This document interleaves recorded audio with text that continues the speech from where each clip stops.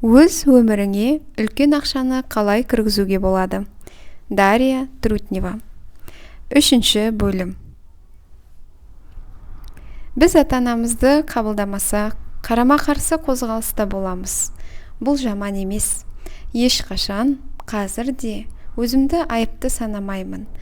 Біз ата-анамызды қабылдамағанда материямен келіспейміз. Бәрін өзі ойлағандай орындағысы келіп тұратын кішкентай баланың шолжаңдауы сияқты. Бұл жағдайда материяны қабылдау тікелей ақшаға байланысты білінеді. Өмірде болып жатқан оқиғалардың бәрінің біз үшін маңызы зор. Біз бұл шындықпен алысып, оны жоққа шығарам деп жүргенде өмірдегі жағымсыз оқиғалардың себебін анықтай алмаймыз. Егер сіз маған бірдеңеге қол жеткізейін, бірдеңе алғым келсе, неге менің жолым болмайтынын түсінбеймін десеңіз, мен сізге, яғни сіз түпкі санаңызбен бұны қаламайсыз, бұл тілекті қабылдамайсыз деп жауап берер едім. Сіз тілектеріңізді қабылдаған жағдайда ғана оның себептерін түсіне бастайсыз. Мұндай түсінікке пысықтау арқылы, жан дүниеңізден өткізу арқылы қол жеткізесіз. Бұл аутотренинг емес. Мен сізге көңіл күйлік уайымды бастан өткеріп, жағдайды сезініп, әрекетпен әрекетсіздіктің себебін анықтау керектігін ұсынамын. Егер осы себептерді тапсаңыз, оларды өзгертуі мүмкіндігі туады.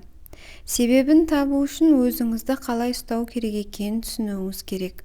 Бұл аксиома. Жетістікке жетпеуге болатын еді, ақшаны қаламауға болатын еді, анаңның солай әңгімелесуін қалауыңа болатын еді.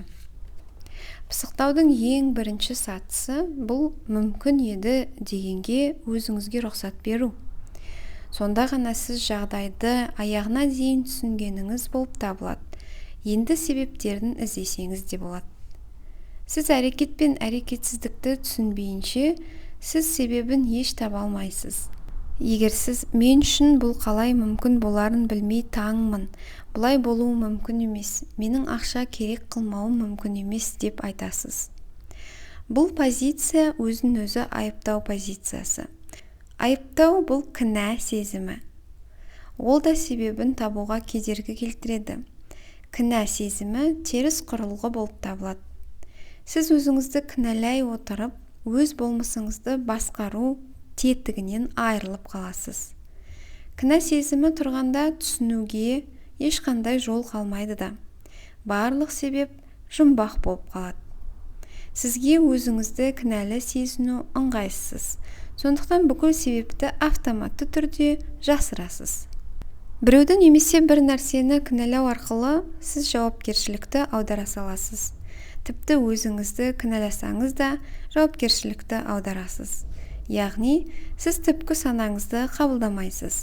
Кез келген әрекет не әрекетсіздік сіздің түпкі санаңыздың таңдауы. Сіздің түпкі санаңыз нені қаласа, соны қабылдау керек. Тілек бұл қасиетті ұғым. Сол үшін сіз өмірге келдіңіз. Ең бастысы түсіну керек, сізде мүмкіндік бар. Сонымен бірге қалауға себебіңіз бар. Бірақ сіз әуелі себебін тауып, содан кейін өзіңізге болады дей алмайсыз. Кінә сезімі жүрген жерде себеп ешқашан табылмайды. Өзіңіз қалап ұмтылғанда ғана себебін таба аласыз. Жай ғана болатын еді, маған болатын еді. Мысалы, мен сіңілімді ренжіттім. Бұдан мен ыңғайсыз сезімде тұрмын. Неге оны ренжітуім керек болды? Түсінбеймін. Және өзімді қатты кінәлап тұрмын. Бірақ мен оны ренжіту маған керек болды. Неге екенін білмеймін. Ренжіту керек болды. Бұл ренжу сіңіліме де қажет еді. Қатар өрбу заңдылығы немесе үндестік. Біз сіңіліміздің ренж себебін іздемейміз. Бізге ол маңызды емес. Тек оның бар екенін білеміз. Біздің себебіміз де бар. Сол себепті тапқан бойда жеңілдеп сала беремін. Өмірде қанша адам бар, соның бір иығымды қағып кетсе, Мен өз ойыма, ал ол өз ойына шомып кете береді. Мені соғып кетуге оның өзіндік себебі бар, ал менің өзімдік себебім. Ғалам бұны біріктірді. Бірге орындалып жатқан өмірдегі ғажап дүние. Әр уақыт солай. Егер екі адам келіспеушілік жағдайға түсіп қалса, әрқайсысынан жеке-жеке сұрау керек. Қандай себептері бар екенін анықтаған жөн. Ол болады және әрқайсысының әртүрлі себептері болады. Менің оқушым, менде мынандай жағдай болды. Менің құрбым Ирина үйге қонуға қонаққа келді. Ертеңгісін өзімізді тәртіпке келтіріп жатырмыз. Ирина кеуіп жатқан менің туышымды алып былай деді. Сенің туышың біртүрлі жаман екен. Я, білемін. Ал Ирина болса, туыш жаман, түйіршіктері кедергі жасап жатыр. Орнына қой, қолданбай-ақ қой. Бірдеңе істеуге болады ғой, маған бояну керек. Сенде кілең жақсы нәрселер болатын еді ғой, туышыңа не болған? Егер Ираға бірдеңе жақпай қалса, дымы қалмай ренжиді. Жалпы мен жақсы туыш ала алмағаныма ренжідім. Ал құрбым оған жағдай жасамағаныма ренжіді. Біз келіспей қалдық. Бірақ оған әрқайсымыздың өз себебіміз болды. Ира жай ғана өз ортасының оны ұнататынын сезінуді қалады, ал мен де қаржы мәселесі тұрды. Қосымша қозғаушы күш туышқа ақшаны қалай табу.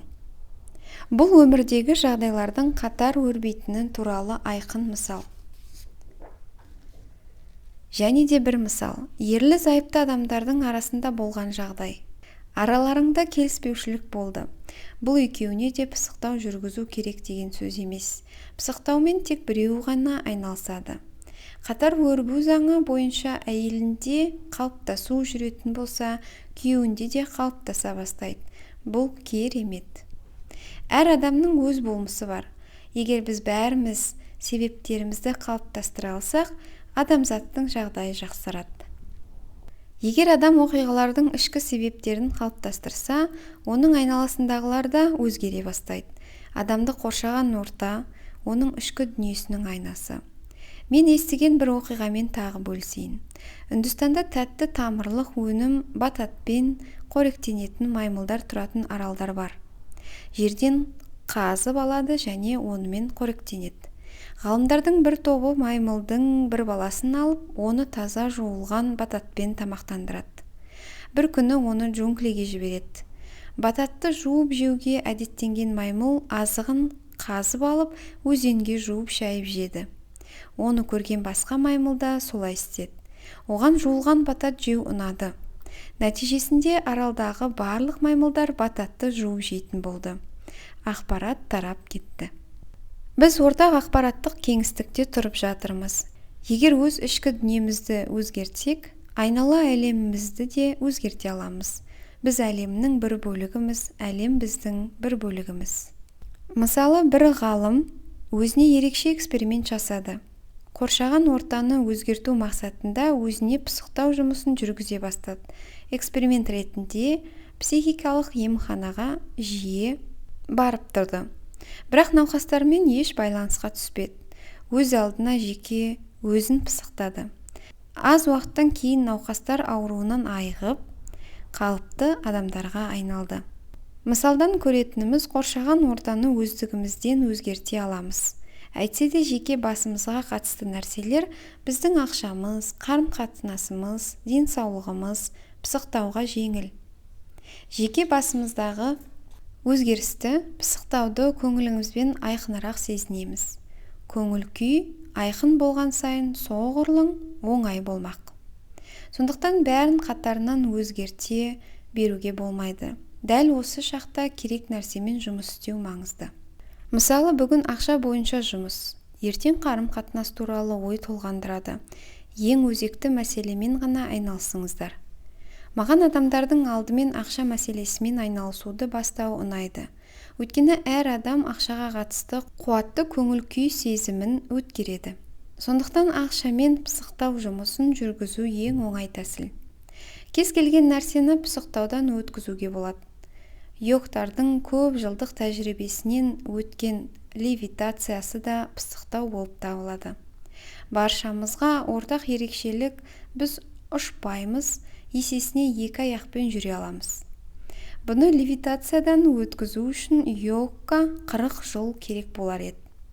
Ол оны орындайды. Бұл дәлелденген шындық. Ұшу мүмкін емес дегенді сендіретін дүниелер көп, сондықтан оған сену қиын. Бұл ұстанымды қалыптастыру үшін біраз рухани жаттығулар керек. Сенім болған жерде ұстанымды қалыптастыру да оңай болмақ. Бұл әдістемеге өте қолайлы құрал ретінде қараймын. Сондықтан оны кез келген ойын құралына айналдыруды қаламаймын. Бұл құралмен өз арманын іске асыруға болады. Бұл өте тез, жеңіл және нәтижелі іске асады. Одан әрі қарай шеберлігіңізді дамыта беруге болады. Ал бірден ұшудан бастасаңыз нәтиже оңай келмейді. Сонымен қатар өзіңізге сеніміңізді жоғалтасыз. Ең маңыздысы бұл әдістеменің нәтижесін көру. Сонда оны қалай пайдалану керек екенін түсінетін боласыз. Бұл әдістемеде сенім маңызды. Біз өзімізбен болып жатқан нәрсеге сенсек, ол жұмыс істейді. Пысықтау нәтижесінде белгілі бір оқиғаларға сеніміңізді өзгертетін боласыз. Сондықтан сіз өміріңізде неғұрлым нәтижеге қол жеткізгеніңізді көбірек көрсеңіз, соғұрлым пысықтаумен көбірек айналысуыңызға мүмкіндік туады. Егер өзгеріске сенбесеңіз, қарсылық білдірсеңіз, сізге қиын болады. Мысалы, қатаң дін шеберінде тәрбиеленген адамға өз сенімін өзгерту, ой өрісін кеңейту қиынға түседі. Өзінен жауапкершілікті алып тастау үшін адам өзін солай сенгісі келеді. Ол солай істесе, өзінің басындағы жауапкершілікті сезінбейді. Бұл бір жағынан дұрыс. Сенім өте күшті нәрсе. Осылай бір нәтижеге жетуге болады, және бұл керемет. Мұндайда жеке бас ерекшелігі де білінеді. Одан қашып құтылмайсың. Егер адам жеке ерекшелігінен айырылатын болса, ол шаблонмен ғана жұмыс істейтін роботқа айналар еді. Жеке адам қоғамдық ұстанымдармен қақтығысып қалғанда қарама-қайшылық пайда болып, одан өмір бойы шыға алмас күйзеліске тап болар еді. Сондықтан әр баланы еркіндікте тәрбиелеу керек деп кеңес берем. Бала өзі таңдап, оған өзі жауапкершілікпен қарауына мүмкіншілік беру керек. Сонда оның ой өрісі кең болады. Ол қалай істесем де дұрыс, қандай жағдайда да табыс күтіп тұрады дегенді ұғыну керек. Ол мүмкіндігі мол адам болып дамиды. Оған бәріне сену оңай. Оның ішкі дүниесі ештеңеге қарсыласпайды. Бірақ біз жиі шектеулі тәрбиемен жолығып жатамыз.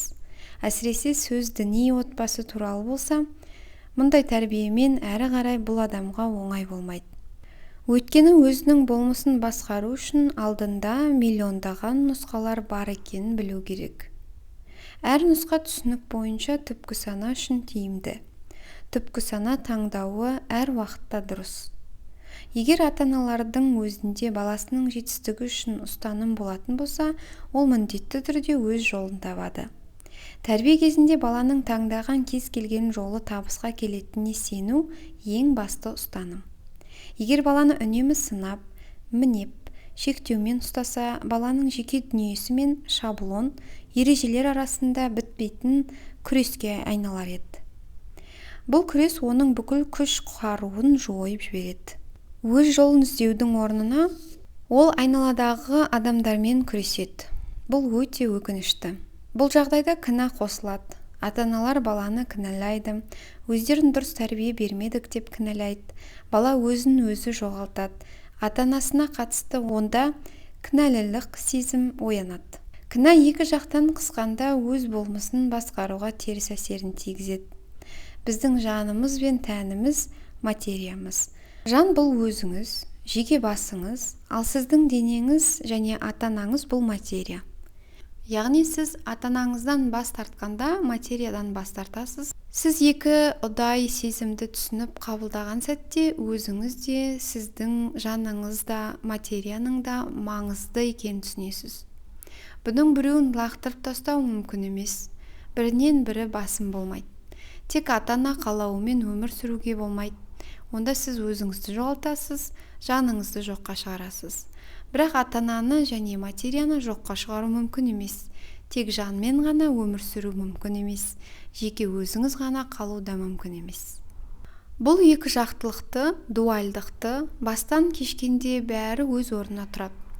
Ата-анаңыздың жалғыз мақсаты сіздің бақытта болуыңыз екенін түсінесіз. Ал сіздің мақсатыңыз олардың сізге материяны берген үшін алғыс айту. Ата-анаңыз сізге өмір берді. Егер ата-ана тәрбиеге байланысты әлде бір шаблон ойлап тауып жатса, оны біз өзіміз қалаймыз. Бұны еш уақытта теріске шығаруға болмайды. Мен еш уақытта бұлай істей алмаймын, өйткені мені солай тәрбиелеген деп ата-ананы кінәлау оңай. Бірақ екі жақтылықты түсіну керек. Ата-ана жауапкершілігімен қатар сіз де жауаптысыз. Бұл қатар өрбу заңдылығы. Сіз ата-ана солай тәрбиелегенін қаладыңыз, ал ата-ана солай тәрбиелегісі келді. Олардың өз себептері бар, ал сіздің өз себебіңіз бар. Және осы себептерді түсініп, оны қалыптастыруыңызға болады. Қайта қалыптастыру кезеңдері.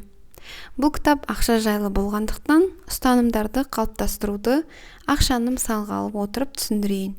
Өз тәжірибемнен айтам. Мен ара мен жылан туралы мысалды келтірдім. Нақты ақша туралы қызықты, айқын мысал. Мен ақша бейнесін қалай пысықтадым. Біріншіден мен ақшаға қатысым қандай, ақша туралы не сезінемін деп өзімнен сұрадым. Әрі қарай мені ақшада не ұялтады, мені не толғатады деп ойландым. Бұл бірінші кезеңнің басы. Бұл жерде ақшаға қатысты өз ойыңызды жасырмай айтуыңыз керек. Өзіңізде ақшаға қатысты қандай күй болып, ақшаға қатысты қандай мәселелер туындап жатады. Бұл кезде дене жағдайы орташа жайбарақаттықта болады. Біз отырып алып, достарымызбен мылжыңдасып отырғандай күйдеміз. Мәселемізді тіпті жайбарақат айтып, өз сұранысымызды хабарлай саламыз. Менде ақша жағы қиын болып тұр. Олар тұрақты келіп тұрмайды. Біресе келеді, біресе кетеді. Менде мынадай жағдай болды. Бұл менің мәселем болатын. Менің сұранысым менде ай сайын тұрақты ақша болып тұрғанын қалаймын, және ол күнделікті жұмсайтын ақшамнан асып жатуы керек. Алғашқы кезең жайбарақаттығыммен ерекшеленеді. Бірінші кезең мақсаты адамды пысықтауға кедергі келтіретін жайбарақаттықтан алып шығу. Ұстанымдарды жайбарақат айтып отырғанда, біздің түпкі санамыз жабық көңіл күйді байқамаймыз. Біздің түпкі санамыз жүйкеміз ширыға бастағанда ашылады. Бұл кезеңнің мақсаты осылай жүйке жүйесін ширықтыру. Жүйке жүйесіне қозғау салу жұмыстың екінші кезеңі. Бұған қол жеткізу үшін әдістеме қолдану барысындағы ең жағымсыз техниканы пайдаланамыз. Мысалы, адамның саналы тілегі 300 000 табыс табу, ал табатыны 100 000. Осы әдістеменің аудиомасына сүйеніп былай дейміз. Сонымен мен қазір 100 000 табамын, 300 000 тапқым келеді. 300 000 бар ма? Жоқ. Ақшаның жоқтығы рас болса, сол ақшаны түпкі санаңызбен қалаған жоқсыз. Сол кезде адамда жүйке жүйесі сыр бере бастайды. Бұл бәріміз үшін маңызды. Жүйкеге күш салудан қорықпаңыз. Екінші кезеңде тамақ кеуіп, кеудені қысып, ішімізде қолайсыз сезім пайда болып, қолымыз зілдей, аяғымыз мақта тәріздес, тіпті сезінбейтін жағдайды денемізбен сеземіз. Кейбір физикалық сипаттар пайда болады. Белгілі бір уақытта тіпті бас ауырып бастауы мүмкін. Бас ауырған сәт кінәлі сезімді, қарсылықты білдіреді. Бас ауруы дұрыс емес, ал басқа сезімдер іс-әрекет барысы дұрыс жүріп жатқанын көрсетеді. Жүйке жүйесінде өзгеріс болып жатқанда көзін жұмып өзгеше қалыпта тұру керек. Егер бұған дейін ашық қалыпта отырса, көзін, аузын жаба бастаса, іс-әрекеттің дұрыс жүріп жатқаны. Осы сәтте ең маңызды деген сұрақтарды қоя бастаймыз. Пысықтау мақсаты осы жүйке жүйесінің қысымынан көмекші сұрақтар арқылы өзгертуге бейімделген ұстанымыңа жету. Ұстаным өзгерген бойда сіз басқа физикалық сезімді бастан өткере бастайсыз. Жеңілдейсіз, кіндік тұсыңызда жеңіл қысым байқайсыз, бірақ ол жағымды бола бастайды. Адреналинді лақтырып тастағандай сезімде боласыз. Бұл эйфория. Сіз бұған жеткен бойда сіздің ұстанымыңыз қалыптасты деп айтуға болады, және бұл болмысыңызда білінеді. Тәніңізбен, жаныңызбен болған өзіңіз байқаған өзгерістердің маңызы зор. Менде эйфория байқалған кезде іс-әрекет аяқталғанын сеземін. Сол сәтте басқа бейнелер көріне бастайды. Бұл кезде жағымды көңіл күйді тіркеп қою керек. Оны ұзағырақ сезінуге, бастан өткізуге тырысу керек. Сондай жағдайда ұзақ болғыңыз келеді. Қандай жағдайда болса да одан басқа күйге ауысуға болмайды. Өздеріне күмәнмен қарайтын, өзіне сенбейтін адамдар кездеседі. Олар өздерінен әлде бірдеңе іздеуге тырысады. Бұл кезеңде бұлай істеуге болмайды. Осы ұстанымның өзгеру нәтижесін алу үшін жақсы көңіл күйді сезіну керек. Бұл пысықтаудың 3-ші кезеңі.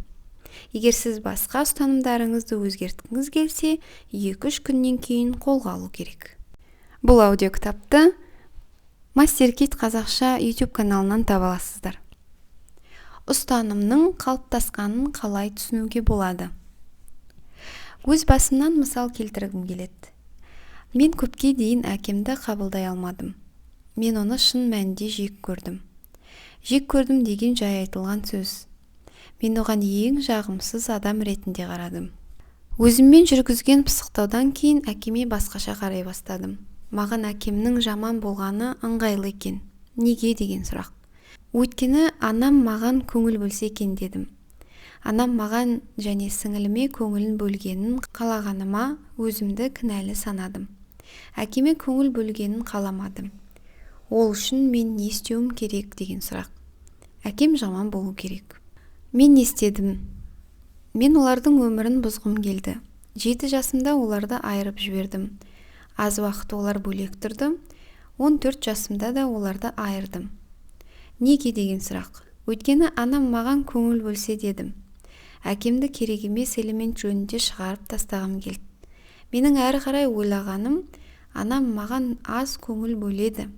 Бірақ бұл менің ұстанымым. Егер әкем болмаса, анам ғана қарайды. Шындығында бұл олай емес. Мен шын жүрегіммен, егер біздің өмірімізде әкеміз болмаса, анам маған қарайды деп ойладым. Сондықтан ата-анамыз қандай адамдар, олар бізден нені талап етеді, соны ұмытпауымыз керек. Бұлай қалауымыздың да себебі бар. Бұл себептерді көптеп келтіруге болады. Өйткені қанша адам болса, сонша себеп бар. Әр адамның өз себебі болады. Оны қалай түсінуге болады деген сұрақ. Оны өзіңізде қалай пысықтауға болатынын айтамын. Көздеріңізді жұмып, өздеріңізге, ата-анаңызға қарайсыздар. Араларыңызда бірдеңе бар екен көріп сезе бастайсыздар. Қандай түсте, оған көңіл күй қандай әсер еткені маңызды. Бәрінен бұрын оның өкпе реніші болады. Менің бұлай өз ата-анама қатысты сезінуіме болады. Менің басымнан өткеруіме болады. Оны қалауыма себептер болды деп айта бастау керек. Осылай айтқан соң бар жан дүниеңізбен сізге солай істеуге болатынын түсінесіз де, не үшін бұны басымнан өткізуім керек еді деген сұрақ қоясыз. Ауқымды өте тез келген жауап қандай да бір өмірлік жағдайды еске түсіріп, немесе жай жауап немесе сезімдер арқылы оның келгенін түсінесіз. Тағы да нәтижені бекітіп қоямыз. Маған бұны ата-анама қатысты басымнан өткеруіме болады. Өйткені көп нүкте. Көп нүктенің орнына басыңызға келген жауапты айтасыз. Мысалы, менің бұлай ата-анама қатысты сезінуіме болды, себебі анамның маған қарағанын қаладым. Яғни, әкеме деген жиіркенішімді сезіну арқылы анамның көңілін өзіме аударуым керек болды. Мұны мысал ретінде айтып отырмын. Одан кейін бірнеше рет сөзді қайталағаннан кейін бұл анамның өзім қалағандай көңілін аударудың жалғыз жолы деп шештім. Жалғыз жол екенін мен шештім. Маған солай істеуге болатын еді дейсіз. Ең маңызды сөз маған солай істеуге болатын еді. Бұны өзіміз қалағанымыз үшін кінәлаудың қажеті жоқ. Мен солай шештім, өйткені мен соны қалаймын. Бұл сөздердің біздің көңіл күйіміз өзгергенше айта береміз. Көңіл күйіңіздің көтерілгенін инсайт, қуаныш, жеңілдік, еркіндік сезінсеңіз, бұл ата-анаңызға қатысты ұстанымыңыздың орындалғаны, қалыптасқаны. Бұл күйде сезінгенше қайталап айта беру керек. Маған бұлай істеуге болатын еді, бірақ мен анамның көңілін аударудың жалғыз жолы деп шештім. Бұл пысықтау ата-аналарға қатысты. Басқа адамның ұстанымын меңгеруге бола ма? Пысықтау кезінде басқа бірінші келген жауап ең дұрыс жауап. Бұлай болуы қисынды. Келген жауаптар алғашында сандырақ болып көрінуі мүмкін. Сол сәтте сіз өзіңізге сенбейсіз. Бұлай болуы мүмкін еместей көрінеді. Пысықтау кезінде сізді қадағалап отыратын адам керек. Бұл жерде болған оқиғаны өз бетімен талдау маңызды емес. Тек жай ғана сөйлеп, басқа адамға айтып беріп, оны талдап, қорытындылағанын тыңдау маңызды. Бірінші байланыстар ол сіздің сұрақтарыңызға берілетін жауаптар. Бұны растау оңай. Мысалы, ауру жайлы пысықтауды алайық. Егер сіздің бір жеріңіз ауырып тұрса, бұл немен байланысты екенін өзіңізден сұраңыз. Қарапайым сұрақ. Бұл неге байланысты? Менің ауруым неге байланысты? Сол сәтте жауап келеді. Ол байланыссыз болып көрінуі мүмкін. Мысалы, адамның тісі ауырды, ол өзіне сұрақ қояды. Бұл неге байланысты? Бірден сол сәтте жауап алады. Менде бизнесте мәселе туындап тұр. Ол туралы ойлағым келмейді. Мен тісім ауырғанын қаладым. Өйткені ол мені бизнестегі мәселеден көңілімді аударса дедім. Өйткені бизнес мәселесін тіс ауруынан да көтере алмаймын. Яғни ол қолайсыз. Неғұрлым қолайсыз болған сайын, соғұрлым бизнестен көңілімді аулақтатады. Бұл арада қандай байланыс болуы мүмкін? Бірақ бұл жауап сізге алғашқы секундта бірінші кезекте келді. Және ол дұрыс жауап. Оны пысықтау керек. Ең қызығы міндетті түрде бұдан қатты жүйкелік ширығу болады. Егер сіз жауапты жеп-жеңіл айтсаңыз, мысалы, я, менің тісім ауырып тұр, өйткені ауа райы жаман. Бұл жайымыз жоқ. Бұл жауап неге деген сұраққа жауап. Ал бізге не үшін деген сұраққа жауап келетін күндер болады. Мысалы, менің тістерім не үшін ауырады? Жауап. Өзімді қалай жақсы көретінімді сезіну үшін. Дәрігерге барып өзіме қандай да бір көңіл бөлу үшін, осылай өзімді қалай жақсы көретінімді сезіну үшін. Бұл жауаптарды ол жеп-жеңіл айтып тұр. Оның сөзі еш жүйке жүйесіне әсер етіп тұрған жоқ. Бұл жауаптың дұрыс емес екенін білдіреді. Өйткені шын дұрыс жауаптан адам көңіл күйінде жарық ой пайда болу керек. Өте қолайсыз болар еді. Ақырында шын жауап тапқан кезде жүйкеде ширығу басталады. Сондықтан жауаптың шындығын екі жолмен анықтауға болады. Біріншісі тез келеді, ол ойдан шығарылмаған, ауыстырылмаған, ойластырылмаған, салыстырылмаған жауап. Екіншісі ол сен үшін жағымсыз жауап. Сенің жүйкеңде осы жауаптан ширығу болады. Міне дұрыс жауаптың екі сипаты. Сіз біреумен жұмыс істегенде дұрыс жауапты бақылап отыруыңыз керек. Адам дұрыс жауап бергенде бет-жүзі өзгеріп кетеді. Ол өзіне мен өзімді жақсы көргім келеді, мен дәрігерлерге барамын. Сөйтіп өзімді жақсы көргенімді дәлелдеймін дейді. Бірақ бұл сөздерді айтқанда көңіл күйі еш өзгерген жоқ. Бұл жауаптың дұрыс емес екенін айтады. Тәжірибе. Өмірімізге үлкен ақшаны кіргіземіз. Бұл тарауда мен сізге ақшаға пысықтауды қалай жүргізуге болатынын айтамын. Өзіміз айтқандай ақша әмбебап материя, және біз оған бүкіл жауапкершілікті артып тастаймыз. Іс жүзінде бала күнімізден басымызға құйып тастаған осындай ұстаным әр қайсымызда бар. Бізге міндетті түрде жұмыс істеу керек, ақша алу үшін еңбек сіңіру керек деп айтады. Ғаламда бұл байланыс тіпті де табиғи емес, өйткені бізге ғалам балаларына біздің тілегіміз бойынша орындалып қолымыз жетуі керек. Біз нені қалаймыз, сол болады. Сондықтан ақша тілекпен келетін нәрсе екенін айтып келемін. Біз өзіміздің тілегімізге жол ашуға мүмкіндік бергенде, біздің тілегіміздің ешкімге зияны тимейтінін, ғаламның мол екенін де түсінеміз. Сол кезде мен жұмыс істеймін, яғни ақша табамын деген байланыс бізден кетеді. Ал ол бізге не үшін керек? Өзімізді сыйлай білу үшін. Яғни бекер еңбек етпейтінімізді дәлелдейміз. Өзімізді сыйлау үшін жұмыс істегенімізді мойындағымыз келмейді. Біз өзімізге жоқ, біз жұмыс істейміз, өйткені өз керек жарағымызға қажет болатын ақша болғанын қалаймыз деп айтамыз. Ал расында белгілі бір уақытта ғаламға үлес қосу үшін жұмыс істеп жүргеніңізді түсінуіңіз керек. Тілесең, ғалам да сізге беруі дайын. Бұл екі ұғымның бір-біріне еш байланысы жоқ. Өзіңізді табу үшін жұмыс істегіңіз келсе, белгілі уақытта сіз өз жолыңызды табасыз. Танымал Тарасов былай дейді: сен әуелі жолды табасың, содан соң жол сені табады дейді. Бұл өте терең ой пікір. Сіз ақша табу үшін жұмыс істемейсіз, бірақ ол сізде бар. Сіз оны еңбектеніп тапқан жоқсыз, өйткені солай болғанын қаладыңыз. Мен бәрі осыған ұмтылса екен деймін. Ақшаны өз тілектеріңнің орындалғанын нәтижесі ретінде сезінсе деймін.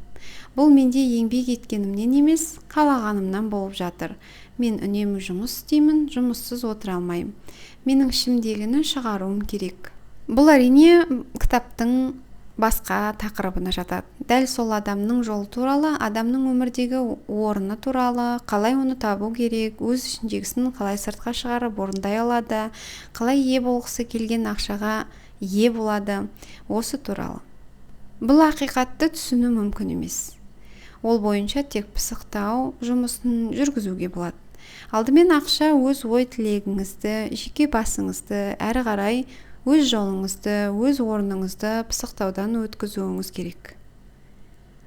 Мастеркит дәл осымен түпкі санамен жұмыс істейміз. Бұл құралды, осы керемет әдістемені қолданып, адам сенгісіз нәтижеге қол жеткізесің. Осы курстан кейін ақша тілек нәтижесі, мүмкіндік нәтижесі емес екені туралы ой емес сезіну болады. Бұл жұмыс істегіміз келген соң жұмыс істейміз, нәтиже болғанын қалаған соң нәтижеге қол жеткіземіз. Өмірімізде болып жатқандардың бәрі біздің тілегімізден. Егер адам осы оймен өмір сүретін болса, онда ойлағанның бәріне қол жеткізеді, бәрі өз ойлағанындай болады. Егер сіз осы жолмен жүрсеңіз, бұл жол жалқаулыққа алып келмейді. Ертең мені алдымдағы мақсатқа жеткізер жолға алғашқы қадам жасауым күтіп тұр. Яғни осындай жұмыс күтіп тұрғаны қандай тамаша деген оймен тұрасыз. Бірақ ақша да біз істеп жүрген нәрсемізге байланып қалмаған. Біз жасаймыз, біз қалаймыз. Сіз жасайсыз, сіз бересіз, одан қайтарым бола ма, болмай ма маңызды емес. Ол басқа жақтан ұшып келу мүмкін. Сіз ол адамға бергіңіз келіп тұруы керек. Нақты адаммен алысып, берісіп, өзара қатынасқа түскіңіз келмеу өз пайдаңызды ойлағандықтан. Бұл табиғилыққа жатпайды. Мұндай қарым-қатынас тауар ақша қарым-қатынас болып есептеледі. Сіздің бергеніңіз өзіңіздің барлық іс-әрекетіңізден қайтады. Өйткені сіз бұны қалайсыз. Сыртқа ұмтылған өз әулетіңізді іске айналдырасыз. Жол мен тілек туралы мәселелер өте маңызды. Бұл кітап көп жағдайда тілек мәселелеріне арналған. Келесі кітап жол мәселелеріне арналады. Өз жолыңызды қалай табу керек? Өз жолын табу не үшін маңызды? Адамдар тірі қалу жағдайында өмір сүру жайдан жай өмір сүру емес, ал не үшін өмір сүріп жүргенін ойламау үшін. Бұл сұраққа көп адамдар жауап іздейді, бірақ таба алмайды. Аздаған қажеттілікке, тамақ, пәтерге, төлемақы, ақша жеткізе алмай жүргенде бұндай сұрақтар мазаламайды. Не үшін өмір сүріп жүрмін? Тірі қалу үшін өмір сүріп жүрмін. Сондықтан көп адам осылай өмір сүреді. Бұл оңай көрінеді. Ұсақ мәселелер мақсат болып көзделеді. Адамдар ғаламат арман, мақсат бар екенін ойлағысы келмейді.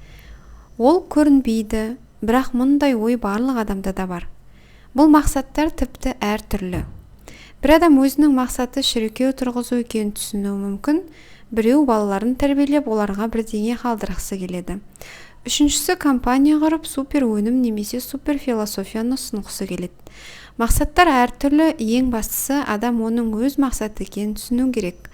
Оны қалай түсінеді? Ол туралы келесі кітапта. Бірақ бұл сұрақта ақшаға қатты әсер етеді. Үлкен мақсат тұрса, адамға тірі қалу мәселесі болмайды. Өзі қанша ақша тапқысы келсе, сонша қалауына болады. Біз жиі ақша болуына нақты себеп бойынша мүмкіндік бермейміз. Қолымызда көп ақша болған кезде мақсат мәселесі тұрады деп қорқамыз. Ал оны қалай шешетінімізді білмейміз. Өмір сүру рақатты сезіну. Өз жолыңызды тауып, өз қалаған нәрсеңізді қабылдаған сәтте рахат сезімге бөленіп жүресіз. Әрбір күннен рахат сезімін аласыз. Сіз қолыңыздан келетін нәрсені орындап жүргеніңіз өзіңізге ұнайды. Әлде бір маңызды іс атқарып жүргеніңізді түсінесіз. Өз ісіңіздің маңызды екенін түсінесіз де, нені қаласаңыз соны аласыз. Стресс жоқ, сана мен түп сананың қақтығысы жоқ, ал ол стресс жағдайлары жағымды сезіледі. Стресс бұл діттеген жерге жетуді, қалыптастыруды тездететін сәт. Стрессті бастан өткермесеңіз, сіз арманға аяқ баспайсыз. Ширығуды сезінгеннен кейін арманға байланысты қалыптасу жүреді де, сіз сол жолға түсесіз. Сондықтан сіз тұрақты түрде рахатқа бөленесіз. Бәрі жеп-жеңіл ағынды жағдайға тап боласыз. Сиқырлы әлемде жүргендей күй кешесіз. Шындығында біздің әлем ғажап әлем. Біз жиі өзімізге кедергі қоямыз. Ал өзіміз қалағандай өмір сүре бастағанда өмір тек рахатқа айналады. Бұл әрбір өткен күннен алған 100%-лық рахат. Рахатты сезінгенде адамның қартаюы да кешеуілдейді. Ішіміз пысқаннан тез қартаямыз. Егер ісіміз болса, біз өзіміз қалағандай ұзақ өмір сүреміз. Біз өмір сүріп, өз мақсатымызға ұмтылып, өз жолымызбен жүрсек, біз ешқашан қартаймаймыз. Қартаю бұл физиологиялық процесс. Ал ол адамның гормондарын басқаратын көңіл күйіне байланысты. Сондықтан өмір рахаты ұзақ өмір сүрудің кепілі. Махаббат және даму. Өзіңе сыни көзбен қарау, жетілуіңе ынталану жолы. Өзіне сыни көзбен қарау, ұнатпау, әрі қарай жетілуіңе ынталануың. Біз өзімізді неге ұнатпаймыз? Өздеріңізді сүйіңіздер. Қандай болсаңыздар да сүйіңіздер деп көп айтады. Әркімнің өзін өзі ұнатпауға өзіндік себебі бар. Бұны қабылдау қиын. Белгілі бір сәтте бала өзін сүйкімсіз, ешкімге керегі жоқтай сезінгісі келеді. Олай ойлауға оның себебі бар. Өзін жек көрсін деп тілеген сайын дамуына жол ашылады. Егер бала сүйіспеншілік пен көңілге бөленген болса, ештеңе істемесем де сүйкімді боламын деп ойлайды. Енді ештеңе істемесе де болады. Белгілі бір уақытта осындай ұстаным қалыптасады. Егер жағдай керісінше болса, бала өз ісіммен өзімді мойындатамын, мені жақсы көретін болады. Сондықтан мен жақсы боламын, өзімді дұрыс ұстаймын. Сондай-ақ бұл ұстаным өмірде қабылданады. Сүйкімсіз болу тек даму үшін қозғаушы күш қана екенін белгілі бір сәтте түсіну керек. Егер бұл шындықты түсінбейтін болсақ, махаббаттың соңынан өмір бойы қуып жүрген болар едік. Бірақ олай істемейміз. Егер олай жасасақ, біз дамуымызды тоқтатамыз. Бұны пысықтау өте маңызды. Айналамдағы адамдар мені жақсы көрсін деп тілек тілемесем де болар еді. Айналамдағы адамдар мені жақсы көрсін деп тілек тілемесем де болар еді. Бірақ тек осылай дами аламын деп шешуіме болар еді. Бірақ осылай дамуды мен өзім ғана шештім. Жек көре отыра дамуға болады деп өзім шештім. Бұл тек менің ұстанымым болатын. Бұндай ұстанымды адам өз-өзіне қояды. Осылай жек көру арқылы дамуға өсуге жол ашады. Бұл ұстанымды қалыптастыруда адамда қандай өзгерістер болып жатады? Нәтижесінде ол өзіне сүйіспеншілікпен қарайды, дамуы да ешқайда кетпейді. Ол тіпті дами бастайды, өйткені ол өзін жақсы көреді, айналасындағылар жақсы көреді. Барлық ұстанымды қалыптастырып болғаннан кейін бәрі біздің тілегімізбен байланысты екенін түсінуіміз керек. Менде ақша бар, өйткені мен соны қаладым. Жұмысым бар, өйткені мен соны қаладым. Мен өзімді көрсетемін, мен дамимын, өйткені мен солай болғанын қаладым. Бізге ешқандай қозғаушы күштің керегі жоқ. Біздің тілегіміз басты қозғаушы күшіміз. Бұл мінсіз нәтиже, ұмтылуға болатын нәрсе. Сіздің өміріміздегі бар нәрсенің бәрі сізде бар. Өйткені оны сіз солай болған қаладыңыз. Және олар енді ештеңемен байланысты емес. Жалғыз ғана байланыс тілек және нәтиже болды. Тілек және нәтиже. Тілейсің, яғни дамисың. Әдемі болуды тілейсің, әдемісің. Сымбатты болғың келе ме, сымбаттысың. Бай болғың келе ме, байсың. Тілек, яғни нәтиже. Бұл мінсіз ұстанымдар.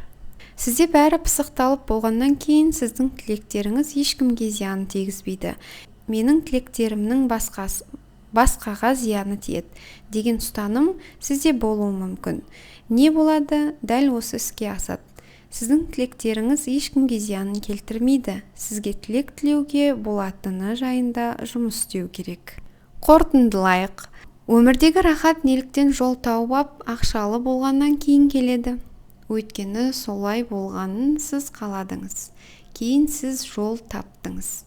Әрбір күннен рахат таба бастадыңыз. Өйткені сіз өзіңізге ұнайтын, қолыңыздан келетін нәрсені орындап жүрсіз. Маңызды мәселені шешіп жүргеніңізді түсінесіз. Істеп жүргеніңіз маңызды екенін түсінесіз.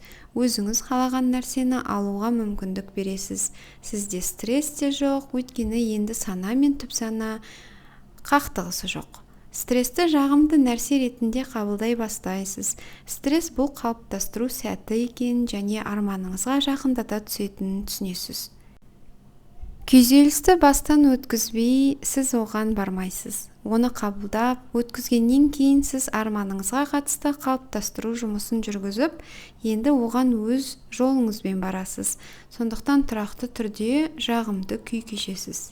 Бәрі жеп-жеңіл болатын ағынды жағдайда боласыз. Сіз сиқырлы әлемде жүргендей боласыз. Шындығында біздің әлем нағыз сиқырлы әлем. Тек біз өзіміз кедергілер қоямыз.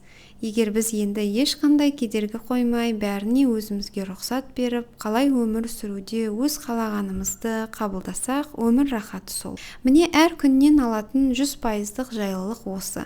Бір қызығы, тез қартаю мәселесі болмайды. Адам үнемі күйзелістен қартаймайды. Айналысатын істің жоқтығынан қартаямыз. Егер іспен айналыссақ, қанша өмір сүргіміз келсе, ұзақтығы сонша өмір сүре аламыз. Өз жолымызды тауып, өз мақсатымызға ұмтыла өмір сүріп жүргенде біз қартаймаймыз. Себебі қартаю көңіл күйге қатысты болатын физиологиялық процесс. Ол гормондар мен алгормондар көңіл күймен реттеледі. Сондықтан рахатта өмір сүру көп жасаудың міндетті шарты. Достар, кітап бұл теория. Бұдан бастағаныңыз өте дұрыс. Егер осы теорияны қолданбай қалдырсаңыз, ештеңе өзгермейді. Өз жолымызбен дәл қазір жеңіл және рахаттана жүруімізді бастайық. Пысықтау, яғни проработка жұмысын нәтижелі түрде жасап үйренгім келеді десеңіз, сізді MasterKit Құндыз Инстаграмға жабық парақшама шақырамын. Көңіл қойып тыңдағандарыңызға рахмет. Сіздермен бірге болған Құндыз. Бұл аудио кітапты MasterKit қазақша YouTube каналынан таба аласыздар. Сау болыңыздар.